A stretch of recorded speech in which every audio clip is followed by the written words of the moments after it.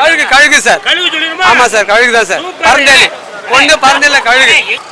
பறந்து நீங்க உங்க சைக்கிள் எடுத்துக்கிட்டோ, பைக் எடுத்துக்கிட்டோ, கார் எடுத்துக்கிட்டோ, மாநிலம் உங்க வீட்ல இருந்து கிளம்பி மாநிலம் முள்ள சுத்தி வந்தீங்கன்னா அது எப்படி சவுண்ட் கொடுக்கும்? அது சவுண்ட் ஒரு மாதிரி ஒரு குறுன்னு ஒரு மாதிரி வரும் சார். சார் அது சவுண்ட் நமக்கு தெரியல. அது சவுண்ட் எல்லாம் கேட்கல. கழுகு பேசாதோ? கழுகு சார். கழுகு தானே? ஆமா சார். அவன் என்ன கழுகு? கழுகுல நிறைய வகை இருக்குல்ல. கழுகுனாக பறந்து மேல வருது இல்லையா? பறந்து மேல வருது.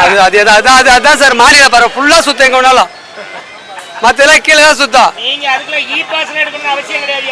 அது தமிழ்நாட்டுல எங்க வேணாலும் சுத்தும். எங்க வேணாலும் சுத்தம். அதுதான் ஹைட்டா சுத்துறது.